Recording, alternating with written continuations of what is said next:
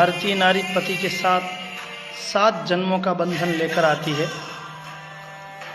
पति को परमेश्वर मानती है, परंतु एक तरफ पति धर्म और दूसरी तरफ राष्ट्र धर्म हो तो राष्ट्र धर्म को सबसे ऊपर मानने का सर्वोच्च उदाहरण है जालोर की हीरादेह। संवत 1368 ईस्वी सन 1311 शनिवार बैसाख की अमावस्या की काली अंधेरी रात की बात है।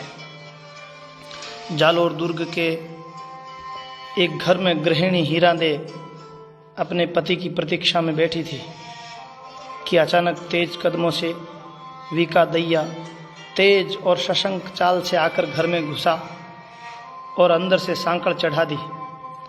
हीरादेह ने दीपक की मध्यम रोशनी में देखा कि पतिदेव कोई बहुत भारी गठरी लिए हुए आए हैं। खनक से ही समझ गई कि धन और आभूषण है, लेकिन पति की चोर नजर से वह तुरंत भांप गई कि कुछ तो गड़बड़ है। इतना धन? उसने आश्चर्य व्यक्त किया। फिर पूछा, क्या मैं जान सकती हूं कि यह धन आपको कहां से मिला? वीका दैया कुल्ला करते हुए बोला, कहीं से भी मिला है, रख लो, दुर्दिनों में काम ही आएगा। राजपूत कब से दुर्दिनों की अग्रिम व्यवस्था करने लगे हैं नाथ? अरे तुम जानती नहीं हो, आगे समय बड़ा खराब आने वाला है। धन की कमी तो धन ही से पूरी होगी ना। वीका दैया हाथ पहुंचते हुए बोला, क्षत्रिय हो, तलवार लेकर जिस दिशा में भी निकलोगे परिवार के गुजारे लायक तो मिल ही जाएगा। हीरादेह ने तलवार एक तरफ रख आसन बिछाया, भोजन की थाली लगाई और पास ही बैठकर पति से धन के स्रोत पर बात करने लगी। जालोर के बुरे दिन आने वाले हैं भगवान, हम भाग्यशाली हैं कि कुछ जुगाड़ तो हो गया, वरना तो राजपूतों के लिए रक्त बहाना और स्त्रियों का जोहर देखना ही शेष रहा है। लेकिन इतना धन दिया किसने? हीरादेह हैरान थी। वह जिस कुल परंपरा से थी वहां भी धन का तो अभाव ही देखा था। बचपन से ही अपने परिजनों के बलिदान होने और युद्ध के लोमहर्षण वृत्तांत सुनती आई है। धन की खनक से वे इतनी परिचित नहीं थी। भोजन के उपरांत वीका दैया उसके पास बैठ गया और बहुत धीमे स्वर में प्रेम पूर्वक बातचीत करने लगा। योद्धा स्वभाव वाले पति की वाणी में आज कृत्रिमता थी, अतिशय नरमी और कायरपन। मैंने अलाउद्दीन खिलजी के सेनापति कमालुद्दीन को जालोर दुर्ग के वे रहस्य बता दिए जिनसे उनकी सेना अंदर घुस जाएगी। ये सब बताने का ही तो पारितोषिक मिला है मुझे। वीका दैया सतर्क होकर पत्नी के मनोभाव ताड़ने लगा। हीरादेह ने पहले ही इस बात का अनुमान लगा दिया था। यह आपने अच्छा नहीं किया नाथ। वह तड़प उठी। भविष्य को देखो प्रिय, अलाउद्दीन के जीतने के बाद कानड़ देव का राज समाप्त होगा, लेकिन जालोर का सूबेदार तो मैं ही बनने वाला हूं। तुम राज करोगी राज। धिक्कार है ऐसे ऐश्वर्य को जो मातृभूमि से द्रोह कर प्राप्त किया जाता है। वह धन नहीं, जहर है जो अपनों को धोखा देकर प्राप्त किया जाता है। हे प्रभु, यह अच्छा नहीं हुआ।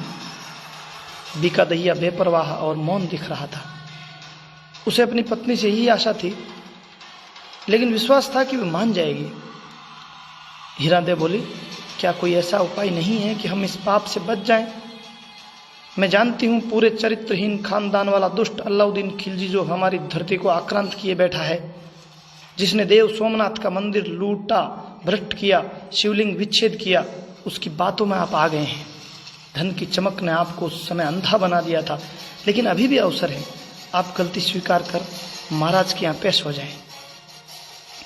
हीरादेह, तुम्हें याद नहीं है वे बुरे दिन जब तुम एकाध आभूषण के लिए तरस जाती थी? क्या तुम्हें पालकी, दास दासियों और महलों के विलास की इच्छा नहीं होती? जो सुख आज जालोर के राजा रानी भोग रहे हैं उस पर हमारा कोई अधिकार नहीं है। हम अभी जो हैं वही ठीक है नाथ। जालोर से गद्दारी पाप है, क्षत्रिय धर्म के विरुद्ध है। इलान देनी आपनी हालरिए हुलराय, पूत सिखावे पालने आ मरण बढ़ाई माई। क्या आपकी माता ने आपको नहीं सिखाया? उसका दूध आप लज्जित करोगे? जालोर का क्या बिगड़ेगा? आज सोनगरा चौहान राजा है, कल दैया होगा। हीरादेह ने वास्तव में बहुत अभाव देखा था, लेकिन ऐसे वैभव की तो उसने कल्पना नहीं की थी। वह समझ गई कि बहस करना व्यर्थ है, अब समय नहीं है, विनाश पल पल पास आ रहा है। जब सब कुछ बता ही दिया तो घात लगाकर बैठी खिलजी की सेना कभी भी किले में घुस सकती है। अपने पति के इस विश्वासघात की पीड़ा में भावों को वे पी गई, चुपचाप सोने का अभिनय करने लगी। इधर संभावित विजयों के आवेश में विकादैया निश्चिंत हो सो गया, लेकिन जैसे जैसे रात गहराती गई अंधेरा बढ़ता गया, सन्नाटा मरणांतक पीड़ा देने लगा। हीरादेवी बेचैन होती गई। वह मुगलिया इतिहास को अच्छी तरह से जानती थी। उसकी आंखों के सामने वीरों के साके, सतियों के जौहर से धधकती चिताएं, चित्कार और कोहराम तैर रहा था। इसके लिए सिर्फ और सिर्फ उसका पति जिम्मेदार था। अचानक अंधेरे में उसकी आंखों में चमक आ गई। उसे वे दिन याद आ गए जब वह इस आदमी से परिणय सूत्र बंद कर बड़े दर्प से जालोर आई थी। वह जालोर जिसका राजा धर्मपरायण विष्णुरूप कान्हड़देव है, वह जालोर जो उसके पति की मातृभूमि है, वह पति जिसकी वीरता के किस्से दूर दूर तक गाए जाते हैं, वह वीरता जो किसी क्षत्रिय का सबसे बड़ा आभूषण है। इस गर्व और दर्प के सम्मुख उसने सोने चांदी के गहनों की कभी कमी महसूस नहीं की। स्त्री का सबसे बड़ा सुहाग चिन्ह तो उसका पति है, लेकिन ये कैसा पति है जो वैधव्य से भी बड़ी पीड़ा देकर जा रहा है? क्या हीरादेवी की संतान गद्दार कहलाएगी? हे ईश्वर, यह तूने क्या कुमति ढाई है? इस घृणित कर्म के लिए मेरे पति को ही क्यों तैयार किया? आखिर वह कौन सी घड़ी थी जब जिसे यहाँ की प्रजा अपना रक्षक मानती थी, यह उसी का भक्षक बनने जा रहा है? जिस महाराज का इन पर अटूट विश्वास है, ये उसी को तोड़ने जा रहे हैं? नहीं, मेरा पति ऐसा नहीं हो सकता। चाहे कोई कितना ही प्रिय हो, लेकिन देश धर्म से दुश्मनी करने वाले से नाता नहीं रखा जा सकता। तो क्या भाग जाऊं? मगर मैं क्षत्राणी हूं, राजपूत की डिक्री हूं, क्षत्रियोचित आचरण ही करूंगी। कान्हड़देव प्रबंध के कवि पद्मनाभ लिखते हैं, हीरा देवी भणई चांडा सुमुस देशाड़ई तू काल, इसों बोल हीरा दे भणियों सेजवाल त्रंबालू हणियों। अर्थात विधाता आज कैसा दिन दिखाया है कि इस चांडाल का मुंह देखना पड़ रहा है। वह निश्चय करके उठी। इस बार उसके पैरों में बिल्कुल भी डगमगाहट नहीं थी। उसके हाथ जरा भी न कांप रहे थे। पास में रखा तांबे का भारी घड़ा उठाकर विकादैया के सिर पे दे मारा। वार भरपूर था। योद्धा हुआ तो क्या हुआ, था तो गद्दार। जैसे तैसे उठने को हुआ कि हीरा ने घातक मार से उसे परलोक पहुंचा दिया। आधी रात को महल में हलचल हुई। 2 मसालची और एक सैनिक के साथ महाराजा कान्हड़देव उठकर प्रोल में आए।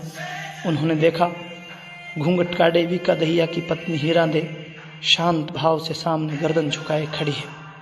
सारी बात जानकर धीर गंभीर महाराज तुरंत समझ गए कि सामने जो देवी है वह जो करके आई है वैसा इतिहास में आज तक न हुआ है और न होने की संभावना है।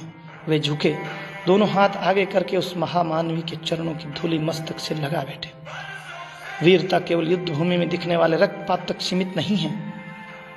उत्सर्ग केवल लड़ाई में शीश कटाने तक ही नहीं है। क्षत्राणी की जीवन की परीक्षाएं केवल पति को युद्ध में भेजने तक ही समाप्त नहीं हो जाती।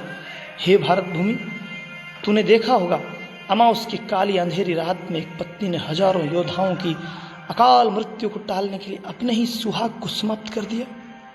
एक परम निर्दोष नारी ने लाखों महिलाओं की अस्मिता बचाने को अपने ही पति की बलि दे दी। एक भोली भाली अभाव में जीती भारतीय महिला के सामने आए स्वर्ण रजत की अथाह राशि को ठोकर मार ताम्र पात्र से देश के गद्दार को उड़ा दिया। यद्यपि विकादैया की गद्दारी ने जालोर को पतन के मुख की ओर धकेल दिया था, परंतु एक वीरवृत्ति नारी ने उसको मृत्युदंड देकर सिद्ध कर दिया कि पति परमेश्वर तो राष्ट्र सर्वेश्वर। पति धर्म से भी राष्ट्र धर्म बड़ा है और सबसे बड़ा। इतिहास तो मैं भुला सकता है माँ, लेकिन राष्ट्र की चिति पर अमिट संस्कार बनकर अपने पराक्रम से सदैव सदैव के लिए महकती रहोगी माँ। हे माँ, तुम्हें नमन है माँ, नमन।